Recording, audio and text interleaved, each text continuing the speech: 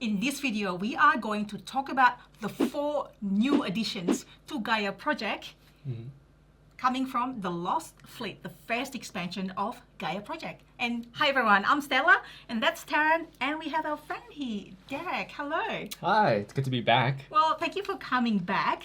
You are a big fan of Gaia Project and Terra Mystica. If you haven't seen Derek in our channel, I'll link that down below. Derek's talking about the differences between Gaia Project, Terra Mystica, and Terra Nova. And Age of Innovation, let's not forget that. Oh yeah. Yes. So in this video, we are going to give you the top 4 differences, and then we'll give you the review, what we think of this new addition to the game. So we're not going to explain everything in this video, how it plays and so on. We're just going to give you the overview of what it adds to the game. So Derek, how long have you actually been playing Gaia Project?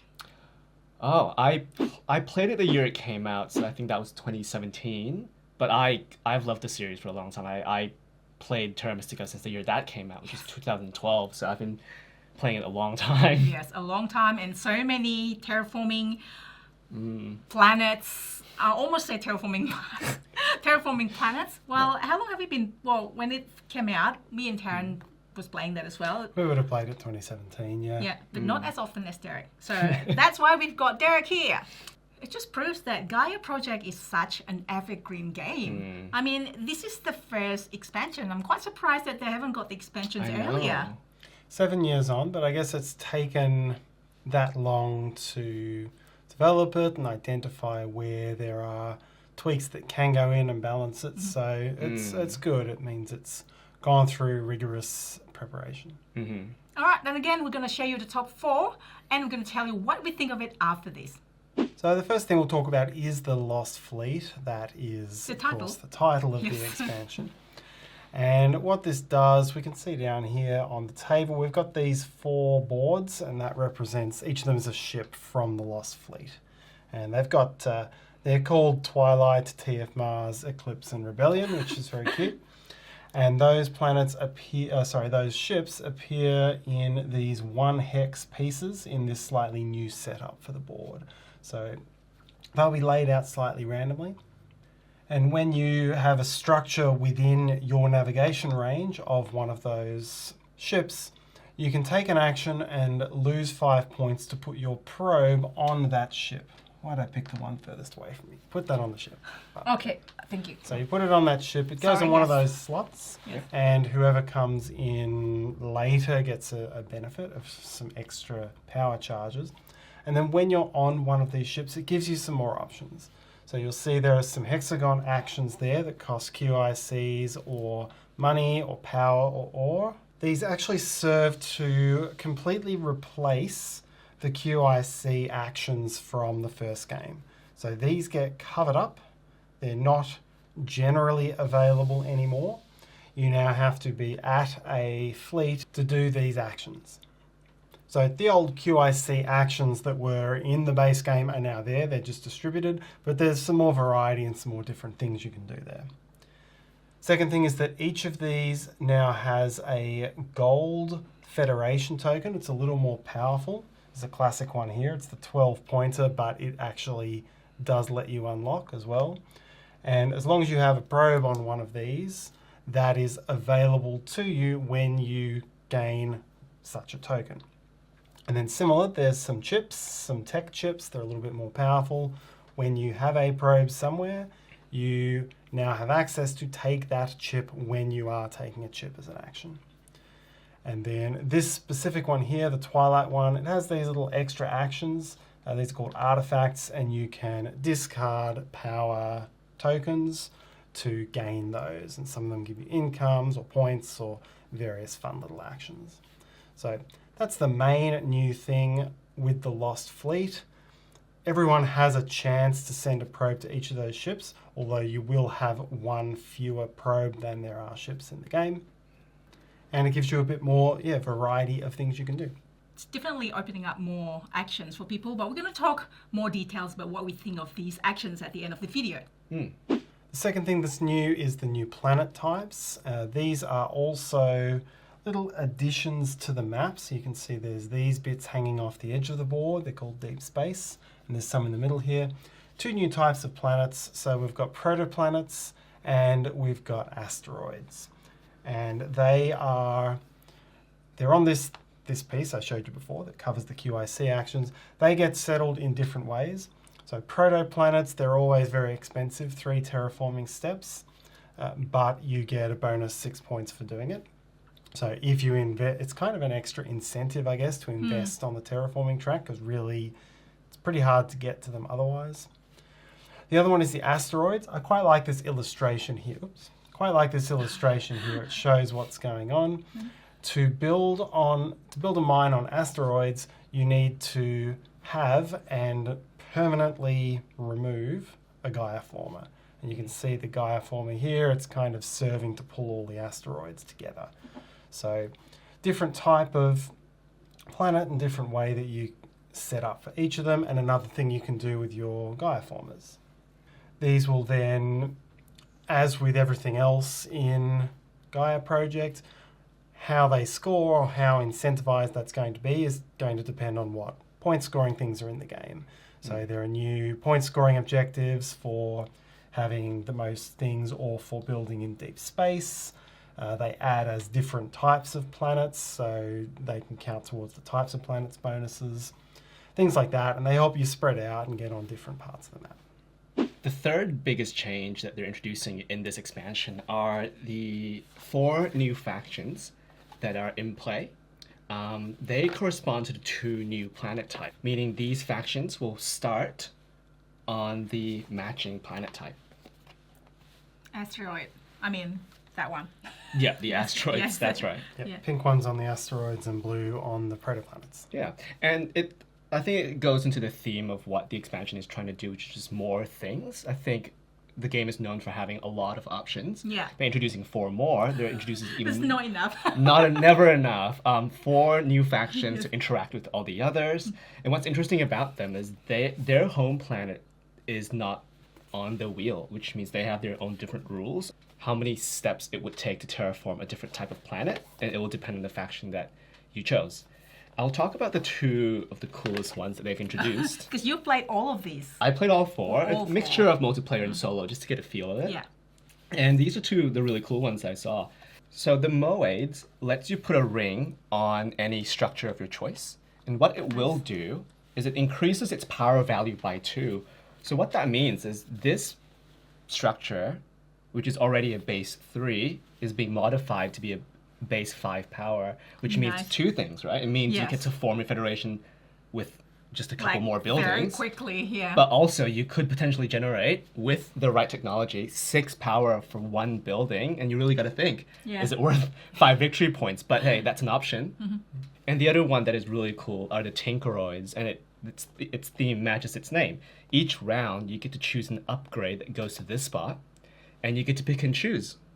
So you can pick the right upgrade that matches the strategy that you're aiming for that round, and then you can modify on the spot. So it's really cool. Lots of flexibility here, which again, I love in a game that's so strategic, but also very tactically reacting to what the other players do. Yeah, that's give you a lot of flexibility there. For the Darkanians, you are rewarded for exploration. So if you look here, the ability when you unlock it is 1 knowledge and 2 money for landing on a new tile that you have not been on. So it's really useful if you're trying to spread out and form multiple federations anyway. Especially if you have one of those objectives. If you spread up your buildings, then you get points. Yeah. That will like combo well. And the other faction that we have yet to talk about is Space Giants. And for any fans of Terra Mystica, would see the direct connection here. So there were normal fantasy giants, and they had the exact same effect. That's so cool. Yeah, you get a technology or a favor in what it was when you build a stronghold, and then it costs you always 2 terraforming steps to build on any color. So it's really cute to see those little connections to the original game. It makes it Yeah. feel like it's Easter a continuation. eggs. Yeah, It's like, oh, that's an Easter egg. it makes you feel like it's a shared universe. It's the Yes. it's the TMCU. It's like the Marvel universe, Yeah. the multi-universe. Oh, that's so It's really cool. adorable. It's the Like, small yeah, things that yes, makes it really yes. cute. And the color is so cute, right? Oh yeah. What we're gonna share the color. Yeah. So this is the one, the blue one. I know. And then there's a pink one. That's The new so ones cute. with the blue and the pink. I don't think we get enough baby pastel colors in Yes. games. I think we should have more of those. Yes. Well, yeah, listen to that, publishers, please. Number 4 is few bits and pieces, which is adding to the game. So this is just new pieces. It's like any old expansion from the past. It's adding new pieces of what you've got. So there's some new round scoring objectives. There's some new end of round tiles. And these are things that aren't necessarily connected with the new mechanisms. It's just new things.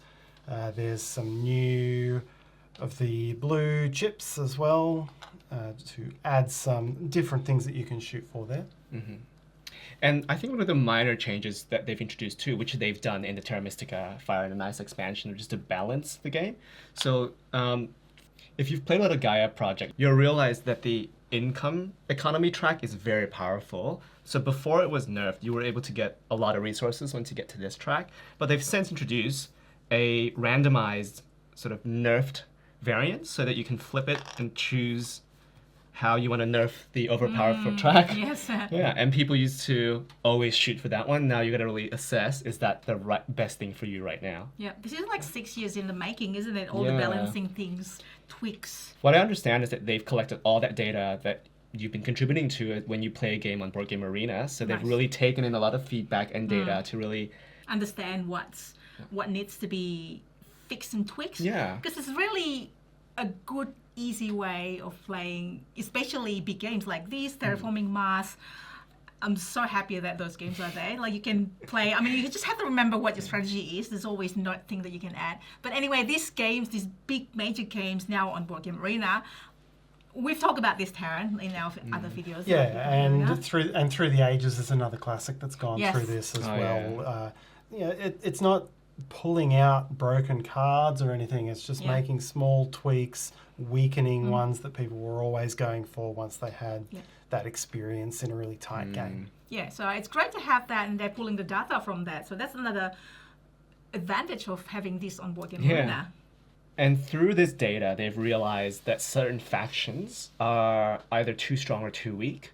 And so they've introduced tiny tweaks that you're meant to change either during setup or part of play so that those factions either feel like they're a bit more competitive now or whether or not they are too strong and they need to be scaled back a little. Yeah. Yeah. That's good. And then that's that represent all the factions in the game, right? Like Yeah. this two like flippable things. So there's one for each faction. That's where your exploration shuttles sit. Zoink. Yeah, and so when you send them out, you're supposed to give up these many points. But depending if they're a strong or a weak one, they might have to pay, for example, more victory points, or they Right. might be given some setup bonuses to Yeah. help them get started.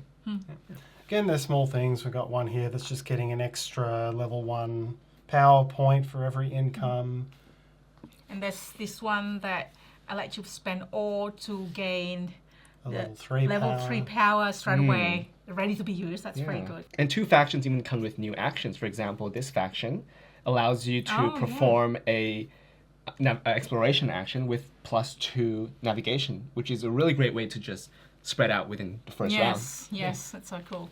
So with that, we are now going to talk about what we think of Gaia Project with or without the expansion. So what do we all think? I think what's very clever about Gaia Project having an expansion is that it's added more stuff and it's added more things that you can completely ignore. So you're not going to, it's very unlikely that you're going to invest heavily in everything that's new. But because of the way Gaia Project scores, fully objective based, what's scoring at the end of the game, what's scoring in each round, it means that you're going to have to be driven towards what's new if that's what's been drawn. Otherwise, you're going to miss the game. So really, it forces those new combinations rather than just bolting something onto the game and saying, hey, you can go explore that or maybe don't. So I think that is a really nice feature.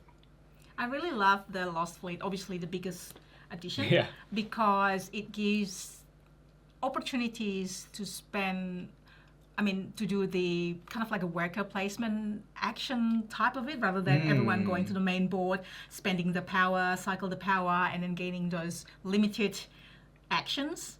There is per something game, very right? Yeah, there is something very attractive about being the only person Exclusive, who's yeah, you were the first and only person to explore the fleet. Yes. And so you get it all to yourselves until someone muscles someone's in. like, and they're like, oh no, there's someone else there. No, I can't really, I have to just calculate, is that person going to go there first or should I go there first? Yeah, it does potentially make the not worker placement, the once-off action draft feel a little more forgiving, because sometimes you can be in a space by yourself and have a lot more confidence that you're only fighting with 0 or 1 player for those actions. Yes. So that is probably, in a game that's always been very tight and very unforgiving, that can feel a little more forgiving. Well, based on my experiences, Terra Mystica, I would say now replaced by Age of Innovation, has always been the more competitive, tighter game. So Gaia Project has always been the more relatively open-ended, explorative game. Yes. And so it's really interesting to see how Age of Innovation made Terra Mystica even more vicious and more competitive, whereas Gaia Project made it a bit more sandboxy. So it really comes down to the two flavors that you would like to play. Yeah. And for me as a super fan, I own both, because if I feel like playing a really tight game, I'll go for Age of Innovation. Yeah. And I'll curse underneath the table, be like, oh, I can't believe you took that from me. Whereas in Gaia... Underneath the table, Derek? Or over the table. But in Gaia, I feel like you can just, you took that thing, I have another way out, and that's fine. And there's still a competitive edge to it, don't get me wrong, but it's just a different feel of a game. You're right. All of the new stuff is a little bit more powerful than its alternative. Yeah, I pointed at that 12-point token before. It's a little bit more powerful than its alternative. These are probably more aggressive, but everything else is just that little bit more. Yeah. That's the one where you, as an action, you can get rid of 6 power chips to take it, as long as you're in that fleet. Which is right there. Yeah. It's very self-explanatory as well. Like this one is another way to gain tactiles. Without needing to build an academy. Yes, correct. Yep. And that's the one, it used to be one of the QIC actions in the base game. Now you have to go to that specific fleet if you want to use that additional and they spread it out. Like this is one of those... Yeah. Well, what's quite another subtle change here was, from my experience in the base game, people weren't really going to these spaces because they were using them to terraform onto... terraform and add distance. Or to increase the navigation. But now, if you really want to use a QIC space, you need to make sure, can I reach it with my fleet, and then settle onto that fleet. Yeah. Like an option. What did Tarrant say? I call it worker placement, but it's like a limited... action draft. Draft. Which is actually a worker placement. Worker placement is an action draft. Yes. So can I call it a worker placement? It's the same as worker placement. Yeah. Okay, yes. It's just there's no workers or placement involved. Yeah. Yeah, okay, yeah. Well, that's true. One thing I want to mention is that the icon. So if you ever want to see which one comes in the expansion after you mixed it, this is the logo. It's just like this really tiny little logo here. That is the expansion, basically.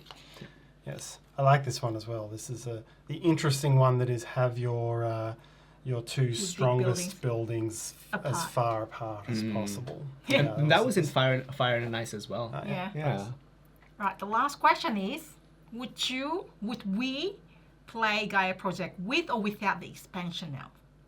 I think if you've played a bit to a lot of Gaia Project like I have, I think this is an always include. I think it's always good to have more options, more combos, more strategic pathways to do what you want to do. But I feel like but I think if you've never played Gaia Project, I think it's an already complex game. Yes, probably start with the base. Yeah, start with the base, and then but once you pick it up, always include this expansion, I think. Yeah, I think you can always include this expansion except with a first timer as well. Yeah, okay. Because why not? Just always give you the option whether you want to do it or not. It doesn't, as was it both of you say, it's not a game breaking differences. It's just adding tweaks and here and there, even adding more factions if you want to use different ones. Just little bits and pieces and you'll be fine. So those are the top 4 major additions to Gaia Project. So if you are interested, let us know in the comment what you think. Have you been a fan of Gaia Project, or maybe you are not into Gaia Project, you're into Terra Mystica or Age of Innovation or even Terra Nova, let us know in the comments. And thank you so much again, Derek, for coming. And hopefully you enjoy this video and like and subscribe. And hopefully you have a great day. See you next time.